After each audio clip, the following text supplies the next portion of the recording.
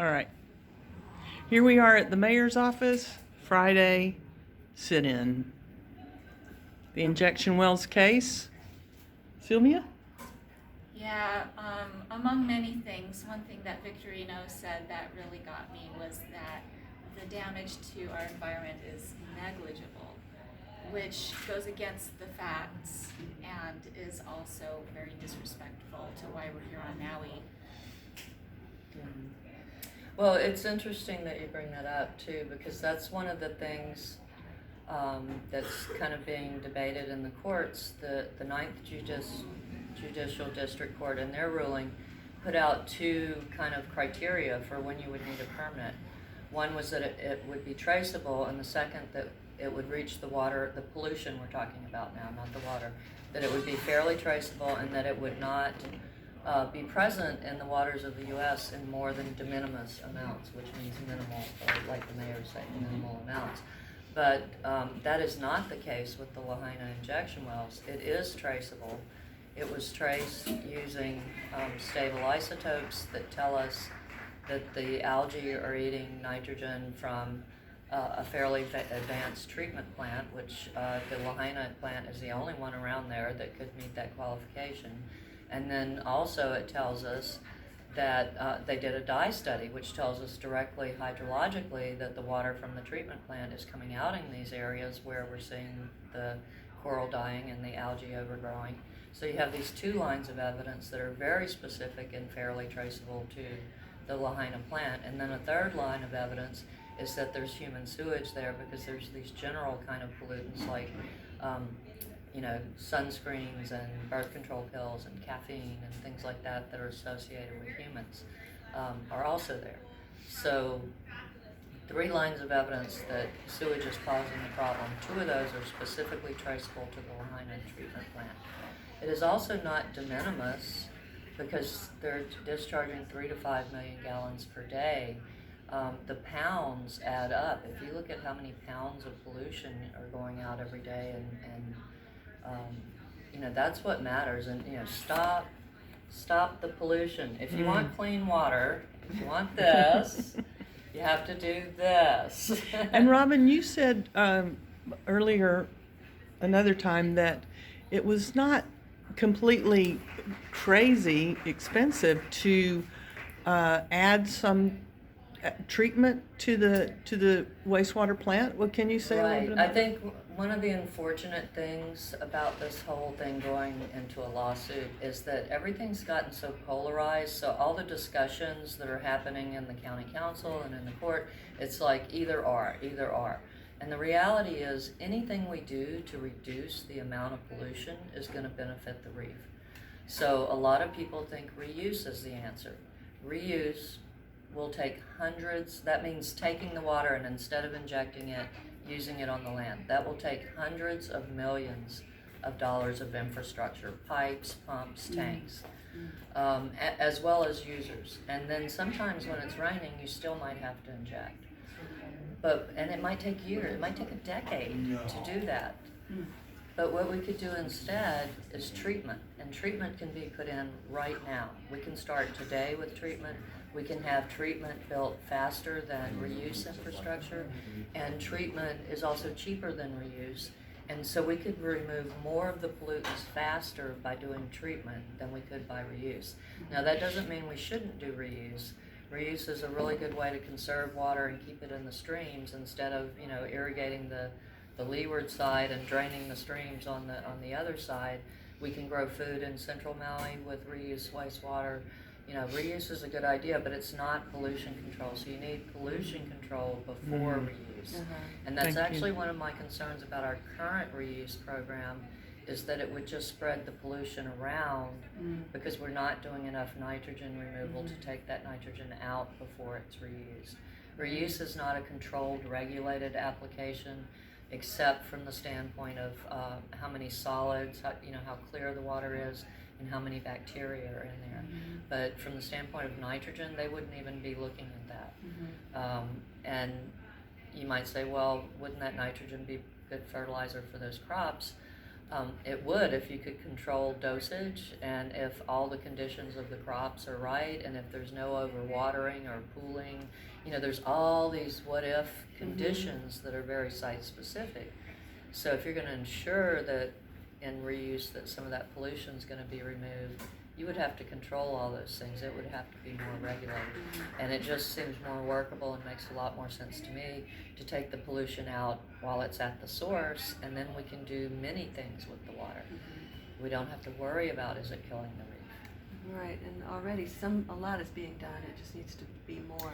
Right, I think that's another big misconception, and this one really hurts my heart, is that for some reason, some people believe that if you want to stop the pollution going to the ocean, if you want to see less use of injection wells, if you want to see the case settled, that means that you think the county's doing a bad job.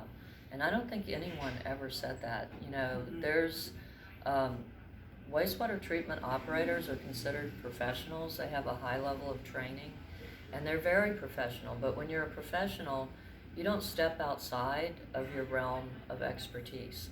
And so far, I haven't met anyone in the county who has expertise in protecting ambient water quality of the waters of the U.S.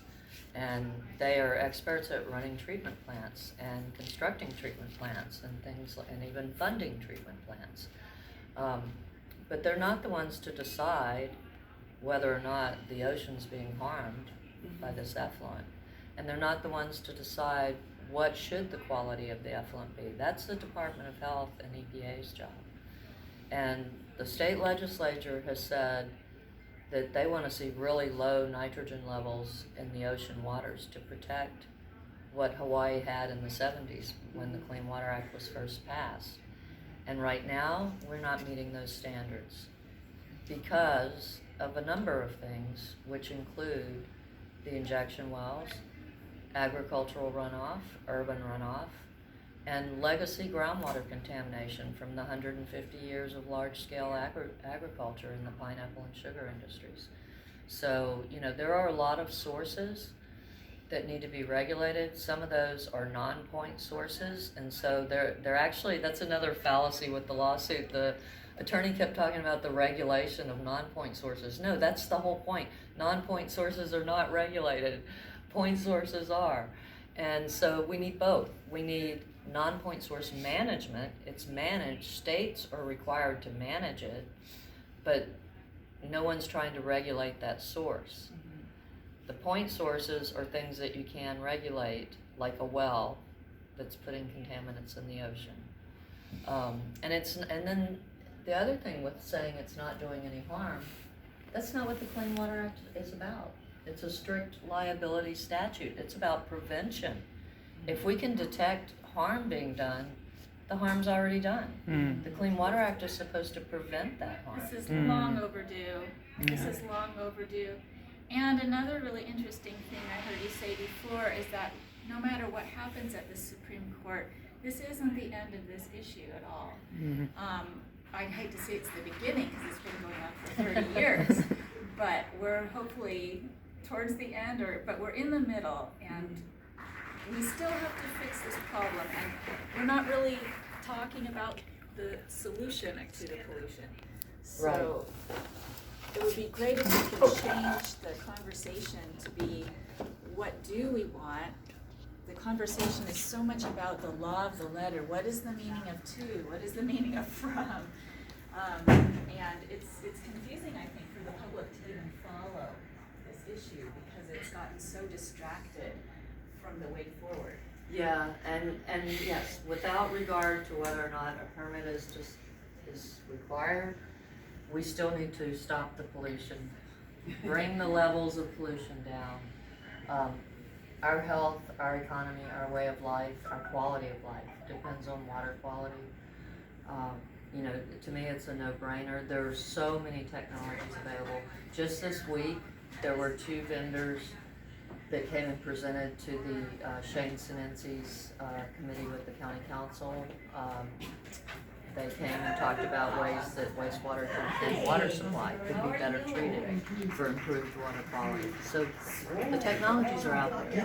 What we need is there's the a will. committee, so there's a committee. There's a county council committee that was looking at, that invited these people to talk, but there's no, there needs to be a committee. That's Yeah, there needs to be Yeah. an active, like, what are we going to do? right, Separate from this whole case. The case itself doesn't clean our water. right. We need an action plan. Here is what, and maybe come up with proposals A, B, and C and present them to it has to happen in the county council, right? Is that? Well, what I think we need, before you even get to the governmental level, what Mayor Tavares did that we could look back to was form a community working group for wastewater. And that had the county staff involved on the mayor's office. And all of the people that had a concern were represented there amongst the committee members. The problem with that exercise was it was censored. We were not allowed to talk about the ocean. We could only talk about wastewater. We couldn't talk about the harm that was being done to the ocean by the injection wells. So it was a little bit of a one-sided conversation, but it still was good, and I learned a lot, and we all came together a lot. But I think something like that. I think Mayor Victorino could easily convene a community wastewater working group, and let's put all this litigation behind us, however that has to happen, and let's move forward. Because with or without a permit, with or without a win at the Supreme Court, we need clean water. And we know how to do it. Let's do it.